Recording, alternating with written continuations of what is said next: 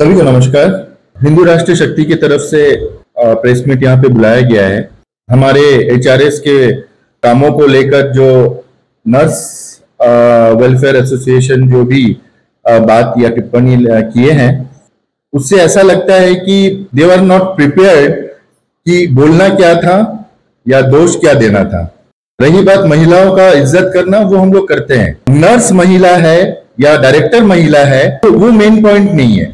Main point ये है कि हम वो पोस्ट वाले लोगों से हम क्या बात कर रहे हैं। ये हिंदू राष्ट्रीय शक्ति का एक एथिक्स है कि हमारा ऑर्गेनाइजेशन अगर बना है, हम अगर इनके मेंबर्स है तो हम अपना जिम्मेदारी सोसाइटी के लिए भरपूर निभाएंगे।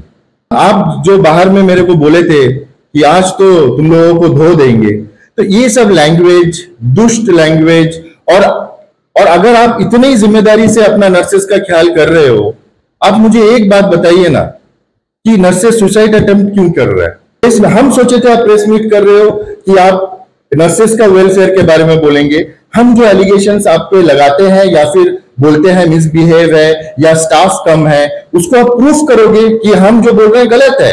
हमारा कंसर्न ये है कि हम जो डिमांड रख के बात करते हैं उस मुद्दे पर, उस विषय पर डायरेक्ट आंसर क्यों नहीं आता है। लेकिन मेरा पॉइंट पर्टिकुलर नर्सेस का नहीं है, मेरा पॉइंट पूरा मैनेजमेंट सिस्टम का है। आपका वहां पे नर्सेस नहीं है मतलब ये आपका गलती नहीं है, मुझे पता है मैडम। 2 साल में अगर इतना थोड़ा बहुत चेंजेस आने का एक वो रहता है, लगता है कि हाँ ये बात करने से चेंजेस आएगा, तो क्यों ना करें मैडम। आप खुद को लोकल बोलते हो, आपको तो सबसे पहले एडमिनिस्ट्रेशन के अंदर में रह के आपको सबसे पहले ये चीज पता चला होगा या दिखा होगा। आप क्या स्टेप लिए थे वो टाइम में मैडम। एचआरएस के कोई भी मेंबर्स के ऊपर कुछ बोलने से पहले प्लीज 2 बार सोचिए। नाम हिंदू राष्ट्रीय शक्ति है, लेकिन हमारा कंसर्न सोसाइटी के हर उन लोगों के साथ में रहता है जिनका मतलब जिनको हेल्प चाहिए। कुछ एनजीओ के साथ में बैठ के अंडमान का जो भी प्रॉब्लम्स सालों साल भर बढ़ रहा है, इसको चर्चा के द्वारा ही सॉल्व किया जाएगा। और वो चर्चा सिर्फ 4 दीवारी के अंदर में आपस में बैठने से नहीं होगा। CDC common duty charge, common duty charge directors को कैसे लिमिटेड कर देता है। उनका काम वही रहेगा जो उनका पेपर में साइन करना, उनका मतलब कॉमन जो उनके टेबल में जो काम है वही करना। जो मेजर डिसीजंस है जैसे कि किसका ट्रांसफर कहां पे होगा, हमारे हर एक हॉस्पिटल्स में इक्विपमेंट्स और मटेरियल्स कितने क्वांटिटी में है, कौन कौन से हॉस्पिटल्स या कौन कौन से PSCs या CSCs में किस किस्म के डॉक्टर्स का और किस किस्म के नर्सेस का जरूरत है, कितना नर्सेस का जरूरत है, दवाई का क्वालिटी और वैलिडिटी कितना है, ये सब चेक करना डायरेक्टर का काम रहता था। पहले रिसोर्सेस कम था, लेकिन ये पॉजिटिव थिंकिंग था, देख के लिमिटेड रिसोर्स में भी एक अच्छा रिजल्ट लाने का कोशिश करता था। तो हमारा practical ground level practical problems का एक्सपीरियंस है। आपको एडमिनिस्ट्रेशन के जरिए में सॉल्व करने का तजुर्बा है, उनका रूल्स एंड रेगुलेशंस आपको पता है। क्यों ना हम लोग मिलजुल के बैठे। हम एचआरएस की तरफ से वही मुद्दा उठाते हैं सर, जिसमें ईच एंड एवरी आइलैंडर्स का राइट्स, उनका जो मजबूरियां हैं, उनका जो प्रॉब्लम्स है, उसको हम कोशिश करते हैं एक प्लेटफॉर्म के जरिए कि सही टेबल पर जाए। इसमें भी हम दुष्ट हो जाते हैं। आपका स्टाफ वहां पे फुलफिल होगा, हर एक इक्विपमेंट्स नर्सेस को जो चाहिए होता है वो होगा, और जितने बेड्स में जितने नर्स रहना है उतना ही रहेगा, ताकि उनका भी मानसिक दशा जो है संतुलन में रहे, सही रहे, ताकि उनका फ्रस्ट्रेशन गरीब पेशेंट्स या फिर कोई भी पेशेंट्स के ऊपर ना हो। आप सभी को नमस्कार। Andaman Nicobar island nurses welfare association ने अपनी स्टेटमेंट दी थी न्यूज में, निकोबार टाइम्स, उसको काउंटर मैं कर रहा हूं, और अब इनके ऊपर एक्शन जरूर लेना। मेरा ये रिक्वेस्ट आपसे रहूंगा, वो भी छानबीन कर। हमारा हिंदू राष्ट्रीय शक्ति कोविड का समय से काम कर रहा है। हमारा नाम तभी से हुआ था जब हम डेड बॉडी उठाना शुरू कर रहे थे, जो उनका अंतिम क्रियाक्रम है रेस्पेक्टिवली हम लोग वो करे थे, तब से हम लोग लाइमलाइट में आए। जैसा अंडमान निकोबार नर्सेस एसोसिएशन ने हमारे ऊपर एलिगेशन लगाया क्योंकि उसमें उनका प्रेसिडेंट मैडम थी, उनका जनरल सेक्रेटरी थी, और एक रिटायर्ड साधना मैडम नर्स जो है वो भी थी। वो किस पोस्ट में थी ये नहीं बताया गया वो न्यूज में, वो किस पोस्ट में है एसोसिएशन की। उन्होंने हमें दुष्ट कहा, अब वो न्यूज को बहुत अच्छे से सुनिए। इसी से पहला पता चल जाता है कि नर्सेस का बिहेवियर कैसा है, उनका वे ऑफ टॉकिंग कैसा है। दूसरी चीज उन्होंने कहा कि राकेश्वर जी की वाइफ 15 जून को सर्जिकल वार्ड में एडमिट थी, उसके पास अटेंडर तक नहीं था, उसको डॉक्टर और नर्स ही देखे। मेरा रिक्वेस्ट है नर्सेस एसोसिएशन से, ये कौन सा जो तीर मार दिया आप लोग ये बात बोल के। जो भी पेशेंट एडमिट होता है जीबीपन में, डॉक्टर और नर्सेस का काम ही यही होता है पेशेंट को देखना। ये साधना जी को पूरा वाक्य अपना कंप्लीट करना था। उस वक्त इनकी बेटी का भी सर्जरी हुई थी, और जो आपका बेटी का पास जो अटेंडर था उससे पूछ लीजिए राकेश्वर लाल का वाइफ का पास अटेंडर था या नहीं था। जो भी अब नर्सेस वेलफेयर एसोसिएशन में पोर्टफोलियो होल्ड कर रही है, उसका इस बिहाफ में आप ऐसा कैसा एलिगेशन उठा गई, और वो भी मेरा पर्सनल लाइफ में जाकर। अब बात आप ये बोली कि उसका वाइफ का सर्जरी कैसा हो गया जब इंस्ट्रूमेंट नहीं था, तो उसका बात आप एक वर्ड बोली है, वो क्लियरली उनको सुनाई नहीं दिया। और ये काइंड इंफॉर्मेशन, कोई भी सर्जन या डॉक्टर इतना बेवकूफ नहीं है कि अगर उसका पास इंस्ट्रूमेंट नहीं रहेगा तो पेशेंट को डेट देगा सर्जरी का। वो इंस्ट्रूमेंट डॉक्टर को दिया जाता है, उसका टाइम बाउंड पीरियड रहती है, उसके बाद वो इंस्ट्रूमेंट चेंज हो जाती है। तो जब वो इंस्ट्रूमेंट चेंज होने की टाइम रहती है, डॉक्टर्स अपने तरफ से लेटर लिख देते हैं कि मुझे ये चाहिए, जो भी कंसर्न अथॉरिटी है उनको। पर ये कभी कभी देखा गया है टाइमली इक्विपमेंट्स उनको मिलती नहीं है, ठीक है, या मिलती ही नहीं है। वो क्या करते हैं, जो पुराना इंस्ट्रूमेंट है उसी को ही सैनिटाइज करके चलाते हैं काम, क्योंकि डॉक्टर्स का फर्ज ये रहता है कि पेशेंट का कोई भी कीमत में जान बचाया जाए। वो वेट नहीं कर सकते इंस्ट्रूमेंट का। तो ये है आपका दूसरा क्वेश्चन का जवाब, ठीक है। तीसरा पॉइंट में आता हूं मैं। आज तक एचआरएस किसी के ऊपर आज तक एलिगेशन नहीं लगाया, सिवा डायरेक्टर एनएम्स एंड डीएचएस का। वो इसलिए लगाया क्योंकि वो इंस्टीट्यूशन का हेड है। आप वो इंटरव्यू को पूरा देखिए, उनका नाम है अंडमान निकोबार नर्सेस एसोसिएशन। वो नर्सेस लोगों के बारे में कोई बात ही नहीं की है। विमला सिस्टर, विमला जी, राकेश्वर लाल जी, अंशुमन राय जी, इंदु राष्ट्र शक्ति और राकेश का वाइफ। आपका एसोसिएशन इसीलिए बनी है क्या? मैं आपको डायरेक्टली आपका सामने बोल रहा हूं, कोविड के वक्त जो फ्रंट लाइन वर्कर थे वो लोग काम कर रहे थे और आपका परमानेंट स्टाफ छुट्टी लेके बैठ गया था। मैं दावे के साथ बोल रहा हूं, आप फाइल खोल के देख लीजिए। और जब कोविड खत्म हुआ, ये बच्चे लोग जो फ्रंट लाइन वर्कर थे निकाल दिया गया। ये बच्चे लोग हमारे पास आए, अंशुमन जी के पास गए, इनका फाइल मूवमेंट हो चुका है। नर्सेस एसोसिएशन जी सुन लीजिए, फाइल मूवमेंट हो चुका है इनका बीच में कोविड और इसका बीच में वैकेंसीज भी निकला, इनको कोई नहीं पूछा। आप क्या बात का वेलफेयर एसोसिएशन चला रहे हो नर्सेस की? आप तो खुद अपनी जिम्मेदारी से उनको उठा नहीं रहे हो। आप चले हमारे ऊपर उंगली उठाने, और आप ही का ये चीज को मैंने उठा दिया है। हमने फाइल सेक्रेटेरिएट का पास है, होपफुली बहुत जल्दी उनको सर्विस भी मिल जाएगी। तो वाह भाई वाह, आपका एसोसिएशन तो दूसरा एसोसिएशन के ऊपर उंगली उठाने में लगा हुआ है, और प्लस पर्सनल लाइफ में भी इंटरफेयर करना लगा है आपका। मैं आपके चैनल के माध्यम से बताऊंगा, उनका प्रेसिडेंट भी वहां पे बैठी थी, जनरल सेक्रेटरी भी बैठी थी, उन्होंने भी अपना स्टेटमेंट दिया। ना दोनों में से किसी ने एचआरएस के बारे में नहीं बोला, उन्होंने अपना पॉइंट रखी।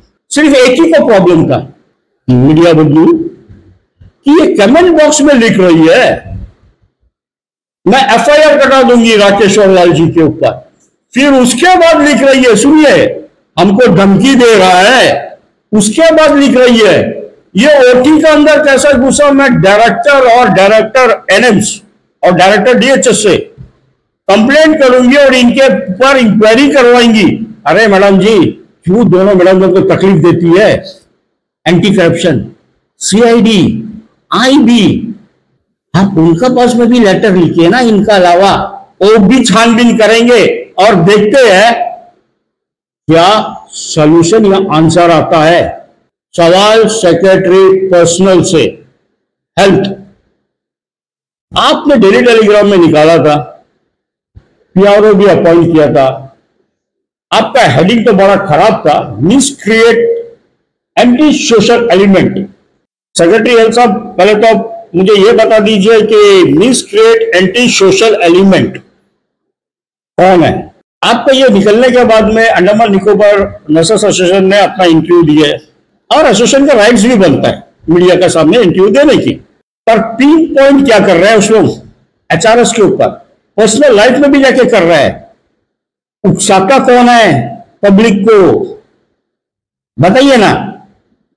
मैं इस स्टेटमेंट में आपसे रिक्वेस्ट करूंगा इनके ऊपर एक्शन लेने के लिए। हमारे टीएसजी भास्कर जी, टीएसजी फाउंडेशन और कांग्रेस के लीडर भी है कांग्रेस पार्टी का, हमारा सीपीएम के अयप्पन जी, ये दो का मैं इंटरव्यू देगा मिसक्रिएट एंटी सोशल एक्टिविटीज के हेडिंग पर। और दोनों ने बिल्कुल सही सवाल किया है कि क्या मतलब है, आप इसको क्लियर करिए, क्योंकि किसी का भी पास टाइम नहीं है। It's not a park, it's a hospital. Public अपना जो तकलीफ रहता है उसको दिखाने के लिए जाता है, वहां में कोई मिसलीड नहीं करता है। और अगर आज तक कोई मिसलीड किया है आपका डॉक्टर्स हो या नर्सेस हो या कोई भी स्टाफ के साथ में, तो आप बताइए ना, आप सामने रहिए ना। आप एक ऐसा हेडिंग डाल देते हो न्यूज़पेपर में जो कि चुपता है, इट्स नॉट गुड। और इस विषय में आपका एक ही पॉलिटिकल आगे आया जो है कांग्रेस पार्टी का। मैं उसका इंटरव्यू तो नहीं देखा, मैं सुना हूं। तो मैं अगर वो एक चीज के ऊपर बोले हैं जो हेडिंग है, तो मैं तहे दिल से हिंदू राष्ट्र शक्ति की तरफ से मैं हमारे टीएसजी भास्कर जी, अयप्पन जी और कांग्रेस पार्टी को बहुत बहुत धन्यवाद दूंगा, क्योंकि आप लोग ने सही चीज पर सही सवाल उठाए हैं। और ये हमारा एचआरएस की तरफ से भी अभी उठेगा। सर, वहां पे एक सिंपल सा एक ऑर्डर है कि यहाँ पे किसी भी प्रकार की असामाजिक गतिविधि को कहिए या किसी भी तरह का जो बदतमीजी कहिए, इसको बर्दाश्त नहीं किया जाएगा, इसके ऊपर एक्शन लिया जाएगा। मुझे नहीं समझ आ रहा है इसमें गलत क्या है। इसमें बिल्कुल कोई गलती नहीं है। बस दिस इज ऑल। आप क्यों ये सोच रहे हो कि ये आप लोगों को पॉइंट किया जा रहा है, या वो जो भीड़ वहां पे थी, जो लोग विमला जी के लिए न्याय मांग रहे थे, उनको किया जा रहा है? क्योंकि अगर वे ऐसा कुछ भी करते तो आई एम श्योर कि हमारी पुलिस इस पर जरूर एक्शन ले, आगे भविष्य में ना हो। इसके लिए वो ऑर्डर्स है जिसके लिए आप खुद मानोगे कि अस्पताल प्रेमिसेस में ऐसी कोई भी किस्म की असामाजिक एक्टिविटीज वगैरह नहीं होनी चाहिए। इसके लिए तो हमारे के लिए, हमारे लोगों के लिए, हमारे समाज के लिए एक अच्छा आदेश। बिल्कुल, हम तो पहले ही बोले आदेश अच्छा है, लेकिन ये संदर्भ में वो मैसेज इस समय पे आना is indirectly showing something like people should not go there and ask for whether there is any negligency going on, whether the particular patient is getting proper treatment or not. तो ये चीज को avoid कराने के लिए ये एक आगाह है कि भैया अंदर में आके कोई हरकत ना करो। ये समय के नाजुकता के हिसाब से हम लोग सोच सकते हैं, लेकिन ऐसा कुछ उसके संदर्भ में ऐसा कुछ हम नहीं कह सकते। नहीं, बिल्कुल नहीं कह सकते। लेकिन ये हमारा जितने भी ये माहौल में जो हो रहा है, थोड़ा बहुत आवाज अंदर में उठेगा ही उठेगा। तो ये चीज को उन लोग भागते हुए ये मैसेज और ये बोर्ड का जो है यूज किया है। अदरवाइज देखिए हॉस्पिटल में तो it's a good thing, right? बिल्कुल गुड थिंग, बिल्कुल गुड थिंग। बट हॉस्पिटल में ऐसा हरकत बहुत कम होता है जब तक वो अपने पर्सनल फैमिली के ऊपर में ना। वहां पे अगर तोड़-फोड़ किया जाएगा अस्पताल प्रॉपर्टी को, सरकारी प्रॉपर्टी को, या डॉक्टर नर्सेस के ऊपर में किसी भी किस्म का अत्याचार किया जाएगा, फोर्स का इस्तेमाल किया जाएगा, तो वो तो गलत है ना सर। इस समाज में हमें चलना है तो कानून के तहत ही चलना पड़ेगा। 101%, राइट। ठीक है। और हम भी हमारे HRS के थ्रू में जितने भी मतलब एजिटेशन बोलिए, प्रोटेस्ट बोलिए किया गया है, आप एक प्रोटेस्ट में दिखा दीजिए कि वहां पे एग्रेशन जो है डिस्ट्रक्टिव मोड ले रहा है। आज जीबी पंत हॉस्पिटल के अंदर लंबे समय से नर्सेस की वैकेंसीज है, लंबे समय से नर्सेस की प्रमोशन नहीं हुई है। ये इशू मैंने लास्ट मेरा इंटरव्यू में उठाया था, रेस किया था। वार्ड बॉय का शॉर्टेज है। परिया मैडम जी क्या आके बोली, we are having 550 beds. Okay fine, it's well and good, आप मेडिकल कॉलेज के हिसाब से जा रहे हो, बट कितने बेड्स में कितना डॉक्टर, स्टाफ नर्स और आपका वार्ड बॉय होना चाहिए? Did she disclose it? No. Okay, अब 550 बेड्स बोल देने से नहीं होता है। आप आज का दिन में नर्स के ऊपर पे काफी बर्डन है, वार्ड बॉय के ऊपर में काफी बर्डन है, सफाई वाले लोगों के ऊपर काफी बर्डन है। ये अपने ड्यूटी आवर्स से ज्यादा ड्यूटी कर रहे हैं क्योंकि आपको सभी पेशेंट को देखनी है। तो अगर हमने HRS ने इस इश्यू में अगर मुद्दा उठाया है तो क्या गलती की है? ये इश्यू तो नर्स वेलफेयर एसोसिएशन की थी, वो क्यों नहीं उठाया? दूसरा चीज, मैडम जी बोली है कि जो अंशुमन जी और राकेश अग्रवाल जी ने जो एलिगेशन लगाया, it's totally baseless, everything is fine. मैं फिर से दोहराता हूं, आप नर्सिंग होम जाइए, नर्सिंग होम के अंदर सब हालत ठीक है। मैंने आया था सीधा एक्सरे रूम में, फिल्म नहीं देते हैं, मोबाइल में किशो बोलते हैं। अगर जो सीनियर लोग है जिनका पास एंड्रॉइड फोन नहीं है, वो क्या करेंगे? ओके, क्या वो इसके चलते अपना आगे का इलाज कराना रोक दे? मेडिसिन में मैं उठाया था उंगली कि जो जम की जो मेडिसिन मिल रही है वो टेंडर के हिसाब से आती है, एंड वो जो लो कोट करता है उसी को मेडिसिन मिलती है। इक्विपमेंट्स के ऊपर मैं बोला, फिर से मैं दोहरा रहा हूं, मैं बोल रहा हूं, it's not at all baseless. If it is baseless, you just prove me. GB Pant का हालत जो है, ये हम लोग हर एक व्यक्ति जो है यहाँ में टाइम पास के लिए नहीं बोल रहा है, जेन्युइन प्रॉब्लम्स हो रहा है, जेन्युइन कंप्लेंट्स आ रहा है। At the end of the point मैं यही कहूंगा कि जैसा कहा कि हम डायरेक्टर, एनएम्स और डीएचएस के ऊपर उंगली उठाते हैं, GB Pant is run by AIIMS plus GB Pant, ये टाई अप में चलता है। आप हटाइए ना एक को और एक ही को फुल फ्लेज पावर दे दीजिए। तो अगर वहां में कोई गलती होगा तो they are responsible for that, क्योंकि स्टाफ दोनों का है, डॉक्टर्स भी दोनों का है, नर्सेस भी दोनों की है। ये आपस में पेशेंट मार खा रहे हैं इसमें, इन सिंपल वर्ड।